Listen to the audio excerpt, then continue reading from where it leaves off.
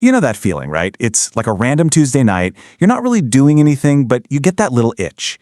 You have to check. You have to know where things stand. So you pull out your phone, you open your banking app, and your heart kind of does that little pause thing while it loads, and then boom, there's the number. Maybe it's $327. Maybe it's $1,800. But even when it's positive, you still feel, well, broke. Like one weird noise from your car, one unexpected trip to the doctor is all it would take to wipe you right back to zero. And that's exactly why when someone just casually says, oh, just save your first $5,000, it can feel like a slap in the face. But here's the absolute key to this whole thing. The struggle to save, it is not a personal failure. It's not about being bad at math. It's about pressure, a constant, heavy force that literally changes how we think and act. And the scale of this pressure is just staggering. Get this, according to the Federal Reserve, nearly 4 in 10 Americans, that's 39%, can't cover a $400 emergency without having to borrow money or sell something. Just think about that for a second. For tens of millions of people, one tiny surprise doesn't just hurt, it derails absolutely everything. That's the reality of what that pressure feels like. When you're trying to save money in that kind of environment, it's not a fair game. You're not just building a house. It's like you're trying to build a foundation while you are standing on quicksand. Every single step forward feels like it could be the one that just sucks you under. I mean, let's just look at a totally realistic budget. You've got your rent, utilities, car payment and insurance, groceries, your phone bill, and a few subscriptions. It adds up so fast. Here, we're already at $3,100. And that's not even counting gas, or going out for dinner one time, or buying a birthday gift. After all of life's little things, you're lucky if you have a couple $100 left. And that right there, that is the real gut punch. Because if you manage to save $250 a month, getting to that $5,000 goal takes 20 months, almost 2 full years. The progress is so painfully slow that your brain barely even registers it as progress at all. It's incredibly demotivating and makes the goal feel completely imaginary. You see, all this constant pressure, it actually builds into something much deeper. It's not just about the numbers on a screen. It's about what's happening inside your head. When money is that tight, your mind kicks into what psychologists call scarcity mode.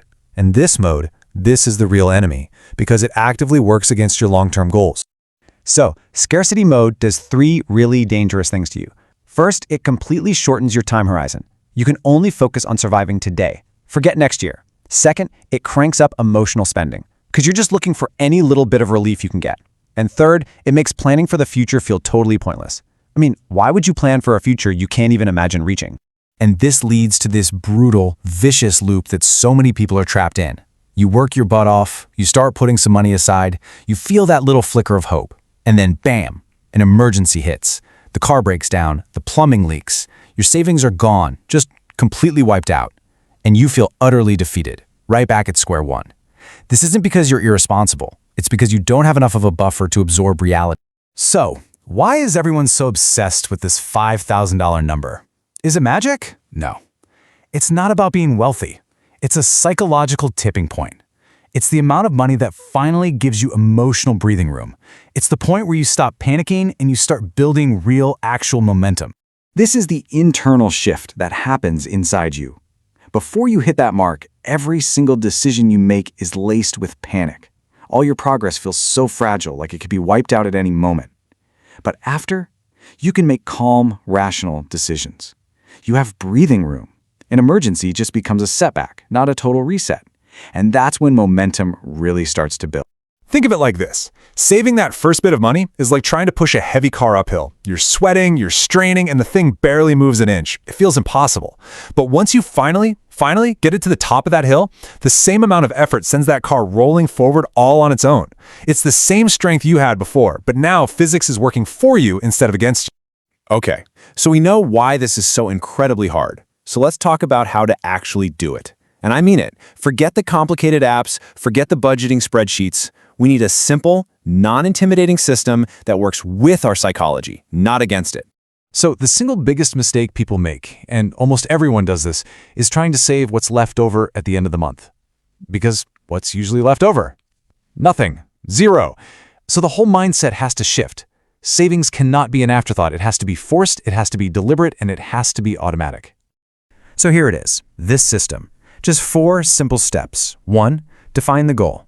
Don't just say emergency fund. Make it a concrete number, $5,000. 2. Automate it weekly.